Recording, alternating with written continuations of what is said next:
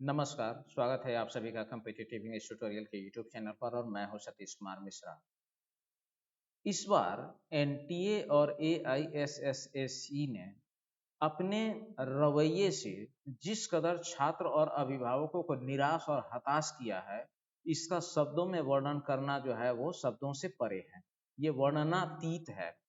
पिछली बार पहली बार ई काउंसलिंग की प्रक्रिया मास लेवल पर शुरू की गई थी और जितना बेहतरीन लोगों को संतोषजनक परिणाम मिला, उसके ठीक उलट इस बार सभी लोग हताश और निराश हैं इन लोगों के लचर परफॉर्मेंस को देख करके। पहला तो एनटीए ने जो निराश किया सो अलग। प्रोविजनल आंसर की डाला, लोगों से चैलेंज के लिए पैसे मांगे, लोगों ने जमा भी किए, लोगों ने चैलेंज भी किया, लेकिन मैं विश्वास के साथ कह सकता हूं without any expert consultation provisional को बिना किसी सुधार के सुझाव के फाइनल आंसर की बना करके इन्होंने डाल दिया। तो एक तो डिस्क्रिपेंसी वहां पर हुई, फिर भी लोगों ने संतोष कर लिया कि चलो कोई बात नहीं है, जो होगा अब आगे देखा जाएगा। ई काउंसलिंग की जब प्रोसेस की बात आई, वहां भी हद कर दिया गया। चॉइस में इतना उठापटक हो रहा था कि जो बाय डिफॉल्ट चॉइस था, जो कि चेंज होता था, वो भी चेंज हो जा रहा था लोगों का। एक साइट एक नंबर की स्कूल चॉइस दो दो बार रिपीट हो रही थी। उसको भी करते करते करते करते डेट बढ़ाते बढ़ाते, मतलब ये 2 राउंड 3 राउंड डेट एक्सटेंड करते हुए 31 मार्च तक लाए। 31 मार्च के बाद इन्होंने साइट को बंद कर दिया। तो लोगों ने सोचा कि अब रिजल्ट प्रिपरेशन का काम है, और ई काउंसलिंग शेड्यूल 10 बजे सुबह 6 अप्रैल को इनका दिया हुआ था रिजल्ट, पहले राउंड का रिजल्ट देने का। कल सुबह 6 अप्रैल को 10 बजे से सभी छात्र और अभिभावक इनके पोर्टल पर टकटकी लगाए हुए हैं। शाम में थोड़ी बहुत हलचल हुई तो लोगों ने कौतूहलवश उनके साइट में लॉगिन करके अपना अपना रिजल्ट करना चेक करना शुरू किया। परिणाम हुआ नोट सीट एलोकेटेड।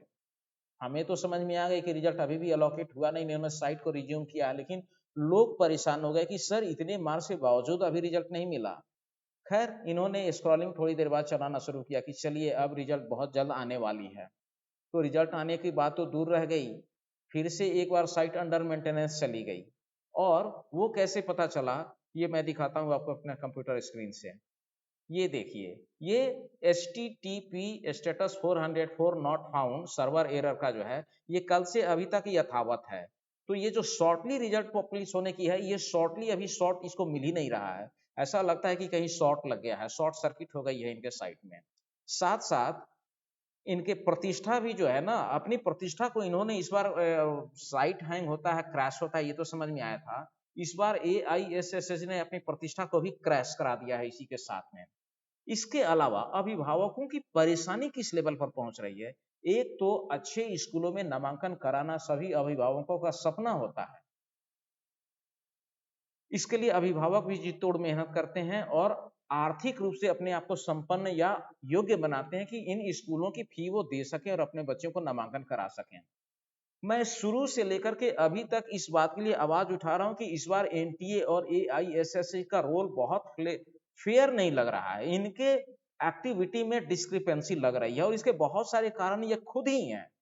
आपने ऑल इंडिया रैंक पब्लिश नहीं किया, क्यों नहीं किया? ये डेटा लोगों को मिलना चाहिए था या नहीं मिलना चाहिए था? ये लोगों का राइट था जानना कि किस कैटेगरी के कितने बच्चों ने रजिस्ट्रेशन किया, कितने अपीयर हुए, कितने एग्जाम में क्वालिफाई हुए, कितने पास हुए, किसका ऑल इंडिया रैंक क्या है, टोटल ओवरऑल मेरिट लिस्ट इनको देखना चाहिए था। उसके अकॉर्डिंगली इनको काउंसलिंग में सहायता होती।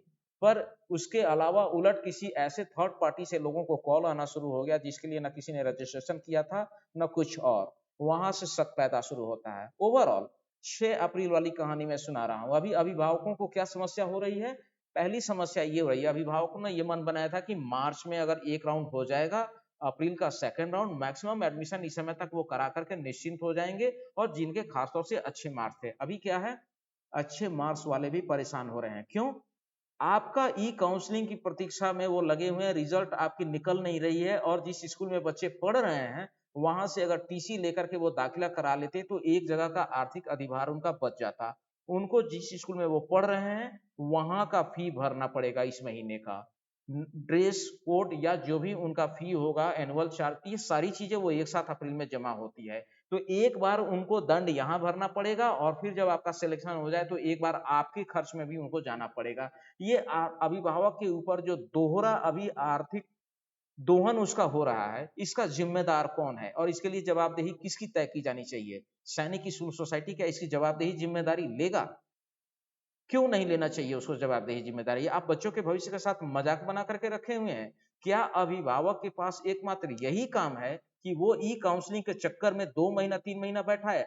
अगर मान लिया कि अगर वो बच्चा घर बैठ जाए टीसी लेकर के और कल के डेट में आपके यहाँ मेडिकली फिट हुआ या अनफिट हुआ, फिर उसको एक जगह एडमिशन का खर्च लगेगा।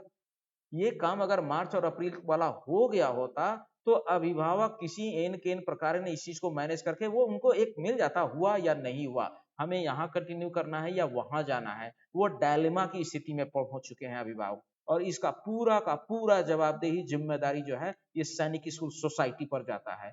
आपने पूरे गैर जिम्मेदाराना और गैर पेशेवराना तरीके से इस बार साइट को हैंडल किया है। जब आपकी साइट नहीं थी तो पिछले साल इतनी ट्रांसपेरेंसी के साथ काम हुई, सारे लोगों को पता चल गया और इस बार आपने क्या किया? आपका साइट प्रॉपर काम ही नहीं कर रहा है। कौन सा मेंटेनेंस चल रहा है? क्यों नहीं मेंटेनेंस चल रहा है? आप मेरे व्हाट्सएप ग्रुप को देखिए, मैं अपने व्हाट्सएप ग्रुप में आपको कुछ चीज दिखाता हूं। बहुत सारे अभिभावकों का इसमें कमेंट है और यहां तक अभिभावकों की अथाह व्यथा इसमें है कि ऑलरेडी पिछले एक जहां स्कूल में बच्चा पढ़ रहा है वहां 45,000 की फी वो डाल चुके हैं, 7,000 की किताब खरीद चुके हैं, 52,000 तो ऑलरेडी वो अप्रैल में खर्च कर चुके हैं। फिर भी उनके धैर्य का इतना परीक्षा और इम्तहान लिया जाएगा। और बाकी मैं तो ये कह रहा हूं कि पता नहीं कुछ और यूट्यूबर्स ऐसे हैं जो पूरे अंधभक्ति में लगे हुए हैं सैनिक स्कूल सोसाइटी के। एक रत्ती इस पर बोलने के लिए कोई तैयार नहीं है। अरे भाई क्या मजबूरी है, क्या डर है आपको? क्या ये सैनिक सोसाइटी आपका खर्च चलाता है? और ये डिस्क्रिपेंसी अगर कर रहा है तो इस पर बोलने में आपको आपत्ति क्यों है? आवाज क्यों नहीं उठा रहे हैं आप लोग? सिर्फ इसलिए कि आपका कहीं कोई ये ना हो जाए, कोई कुछ नहीं कर सकता है। ये डिले हो रहा है, ये अभिभावकों को परेशानी हो रही है इस बात पर। आप अभिभावकों का आवाज नहीं बनेंगे? क्या अभिभावक सिर्फ इस बात के लिए है कि वो भाग दौड़ करता रहे? फिर उसकी आर्थिक व्यवस्था कहाँ से चलेगी? कौन चलाएगा उसके लिए? एक बार बच्चे सही स्कूल में अगर चले जाते हैं, निश्चिंत हो जाता है अभिभावक, उसके बाद वो अपना उसके पास सिर्फ एक ही कार्य बचता है कि चलो पैसा कमाना है और उस जगह पर देना है। हमारा बच्चा एक सुरक्षित कैंपस में है, सही तरीके से उसका अध्ययन अध्यापन शुरू हो गया। तो एक बहुत ही निराशा का माहौल सभी अभिभावकों के बीच बना हुआ है और इसका जिम्मेदार एनटीए जितना है उसे 10 गुना ज्यादा जिम्मेदार एसएसएस यानी सैनिक स्कूल सोसाइटी को माना जाएगा। जिस तरीके की लापरवाही और गैर जिम्मेदाराना हरकत है, ये अभिभावकों को दोहरी आर्थिक बोझ झेलने के लिए इसने मजबूर कर दिया है और सारे अभिभावक परेशान और पीड़ित हैं। मैं सभी अभिभावकों को बोलूंगा कि आप सैनिक स्कूल सोसाइटी, एनटीए, पीएमओ सबको टैग कीजिए, ट्विटर कीजिए और जरूरत पड़े तो आप जनहित याचिका दायर कीजिए दिल्ली हाई कोर्ट में जाकर के या सुप्रीम कोर्ट में। इस तरीके का मजाक आप नहीं कर सकते किसी बच्चे के साथ और उसे भविष्य के साथ खिलवाड़ करने का कोई अधिकार आपको नहीं बनता है। आपने बुरी तरीके से सभी लोगों के उम्मीदों पर पानी फेरा है और लोगों को बहुत ही ज्यादा हताश और निराश करने का काम किया है। सारे पेरेंट्स आपसे हताश और निराश हैं। मुझे लगता है आपकी एक कोई जवाबदेही जिम्मेदारी तय करके आपके ऊपर लीगल एक्शन लिया जाना चाहिए। पर अभी सारे नेतागण भी क्या करें, चुनाव में व्यस्त हैं, उनको चुनाव की पड़ी हुई है और ये सैनिक सोसाइटी ने तो तमाशा बना करके रख दिया हुआ है।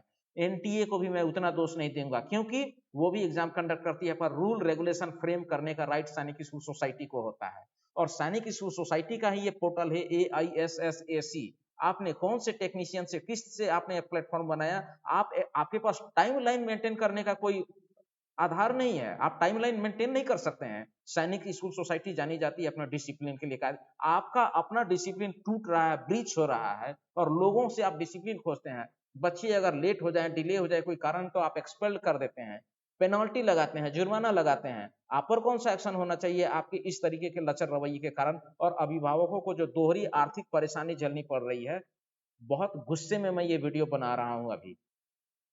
हो सकता है कहीं कोई, मेरा किसी को हर्ट करने का इरादा नहीं है, लेकिन मुद्दा तो मैं उठाऊंगा। ये बहुत सही और जेन्युइन कारण है। आप बच्चों के भविष्य के साथ खिलवाड़ कर रहे हैं। दो परेशानी है, अगर बच्चा घर बैठ गया 4 महीना तो 4 महीना क्या करेगा? अगर है तो 4 महीना इधर भी फी भरे और फिर आपका आप अगस्त तक ई काउंसलिंग करेंगे, आप साल भर एडमिशन लेते रहेंगे। कौन सा तमाशा बना रखा है आप लोगों ने? ये क्या तमाशा है एडमिशन लेने का? इस साल के बच्चे जो जुलाई में जाएंगे, अगस्त में जाएंगे, अक्टूबर में जाएंगे, फी तो पूरे साल का आप लेंगे और पढ़ाएंगे क्या आप उनको? कब से सेशन शुरू होगी आपकी? सितंबर से, अक्टूबर से?